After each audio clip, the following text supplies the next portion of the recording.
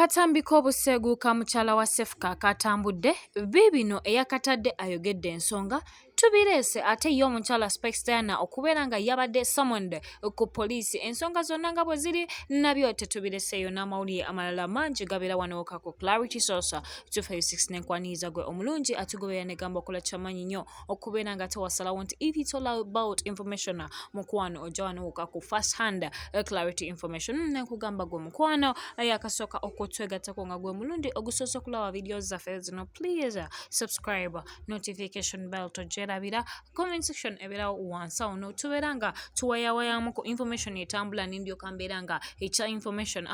okinkwasa mukwano mu kaseera kano njagadde tutandikirawo ku bya information munnange amawulire agaliwo si malungi yadde okusinziira kw'omu ku bantu baffe abali ku saidi ey'oludda lw'ehoima atukakasiza nti abayizi bana ababadde batambulira ku booda nga bagenda okubeerako bye bagezesebwako kwebyo babadde basomako bavudde mu bulamu bw'ensi eno oluvannyuma lw'omuvuzi wa booda gwe babadde batambula naye okubeera nga ayingiridde emmotoka ekika kya wisha munnange ne basobola okubeera nga ate tebasobodde kusimatuka. Mu bayizi bano mubaddemu omuyizi amanyikiddwa nga Darius, mubaddemu omulala amanyikiddwa nga Onesmus Jackson Kotegane Alvis munnaye katusabe mukama emyoyo gy'abagenzi agiramuze ekisa amawulire si malungi olw'ensonga nti ku bidduka bino eno ebimu bibeera birinamu obuzibu oluusi abavuga babeera bavugisa kimama kitalo nnyo ekitalo ddala ayo njagala mbere nga nkujjayo nkutwaleko omukyala Spextana the stagal munnange amawulire agava ku saidi y'omukyala eno nago si malungi yadde munnange omukyala ono olunaku olw'eggulo yabadde summoned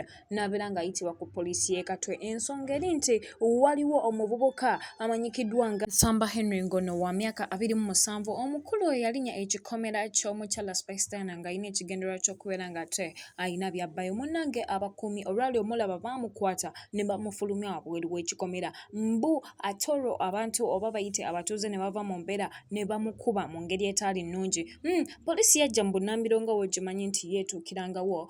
omwami ono ne bamukwata ne bamutwalako mu ddwaliro emulago munnange ate gy'ataasobodde kubeera ng'akola ki ng'asematuka okusinziira ku ngeri abatuuze gye baamukubye. Mu kaseera ebintu bino byonna ebyagendedde maaso omukyala Spextana bagamba yabadde taliwe waka n'olw'ensonga etalina kyamanyi ku byonna byonna ebigenda maaso munnange newankubadde ekito ekiri poliisi nga wegimanyi nti guba mulimu gwayo okubeera ng'enoonyereza nsonga ku nsonga omukyala ono yayitiddwa era munnange n'abeera nga bagenda kubeera bamuwozesa oba okumuggyako ebigambo nga biibyo oba giyite statement ku ebyo ebyagenze mu maaso katulinde ebinaavaayo okubanga ffe omulimu gwaffe gubeera gwa kutuusako information ku buli kimu ekibeera kitambuddeyo njagala mbeere nga ate nayo nkujjayo nkutwaleko omukyala Yvonne wa cephcho omubwate munnange akatambi kagenda ne kafulumizibwa akatambi k'ekikulu ng'omukyala ateeberezebwa okubeera Yvonne yakalimu munnange saagala kulumiriza okubanga akatambi ako katambulira ddala ng'omukyala oyo abagamba bo bakakasa nti yeye nga muno muli ne ba tiktokers ab'enjawulo abavuddeyo ne bakakasa nti ddala mazima Yvonne ye yali mu katambi ako omukyala oyo gw'olaba mbu Yvonne saagala kubeera nga nkola kye nga nkigumiza nnyo munnange ensonga eriwo eri nti abantu ab'enjawulo bavuddeyo ne bamulumiriza nti yali mu katambi nga kuno kwogatta ne gw'abadde ayita best friend we n'agamba togaana teweegaana mwana gwe Yvonne ye gwe ali mu katambi ako ono best friend we kweyatadde n'agamba nti aba ttiimu eri Joey be baatadde akatambi kano naye ekibuuzo ekyaze ku desk kiri nti ate aba ttiimu Joey bajja kutya okubeera nga tebbe balina akatambi ka Yvonne waliwo ekintu ekitali kituufu kwani naye abadde nakigendererwa ki okubeera nga ate bambi atata n'erinnya ly'omuwala ono oba yeye oba si yeye ffe byonna byonna ebinaabeerawo mulimu gwaffe okubeera nga tubikutuusaako bwe twogezezzaako okwogerako n'omukulu Dr. Cephcho yagambye oba yeye oba si yeye omwana mu mwesonyiwe ye kyagezesa okugamba nti akatambi kano kadisorganizinze nnyo bambi obwongo bwa mwana muwala Joey ekintu ekitali kirungi okubeera nga te oba oliawo bamulumiriza nti yeye nga si yeye amazima gonna ffe mulimu gwaffe tujja beera tugakuwa eyo nga nkujjayo ne nkutwalako mu nsi etuliraanye emanyikiddwa nga Tanzania ew'omukulu Diamond Platnumz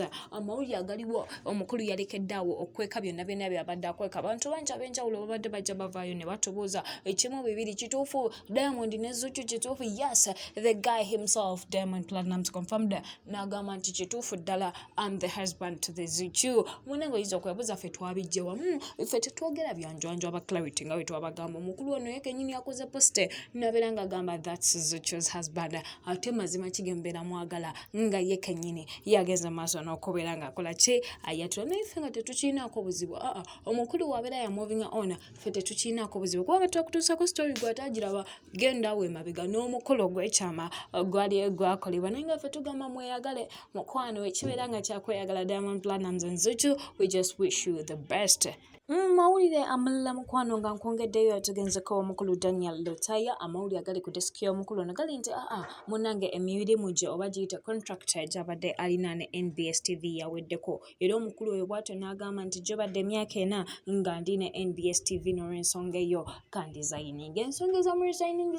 tetunaba zitegeera naye ng'era tukyanoonyeza. Singa nazo tunabeera tuzifunye tetujja kwesikamu okubeera nga tuzikuwa. Jjukira si yasoose okubeera nga munnange ava ku mulimu yeetu akajja tukugambe Frank Walusimbi wa NTV yagenda maaso n'avaayo ne tujja ne tugamba nti Samson Kasumba naye ate yagenda maaso n'akola kye n'awummula eby'ebirimu ebyo ebiri ku sayidi eyo. Naye njagala mbeere nga nkola kye nga nkugjeyo nkutwaleko ow'omukyala Prima Kardashian. Kati we tuwogeera mukwano twabadde tuli mu kukuza birthday y'omwana wattu era nga bw'olaba birthday bw'etyo we yatambudde oyinza okwebuuza mawulire ekyagala kukuza birthday y'omwana munnange. Oluvannyuma lw'ebbanga ddene Justedi n'omukyala Prima Kardashian bazzeemu ne babeerako awo nga tebali bya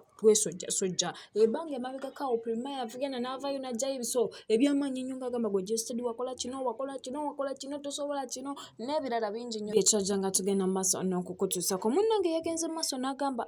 nga bw'olaba post eno saagala nnyo njogerere. Yagambye nti a strong co-parenting relationship reduces the stress of a child. Ng'agamba nti kino kye bakola ye ne Justedi kiina ate engeri gye kipushingamu muwala waabwe oyo gw'olabawo mu kifaananyi gwe babadde bali mu kukola ki mu kubeera ng'ate bakuliza birthday. Munnange se yasoose okubeera ng'ate bamugamba ku kya co-parenting. Tulabyeko omukyala Zari Hassana ne Diamond Platnumz nga kino bakikola naye nga babeera bwe batyo basazeewo ffe we just like the friendship, we don't like hate. And that's all we have for today. Thank you for keeping it Clarity Source to Face is nenkobaza gomulungi atugoberedde okuba gye twatandikidde okutuusawo negamba okola kyamaanyi nnyo nnyini ddala okubeera nga te if it's all about information febe weesiga okola kyamaanyi nnyo nnyini ddala kwatanaba subscribing please tovaako nga tokikoze musiba bulungi ba mikwano mweraba.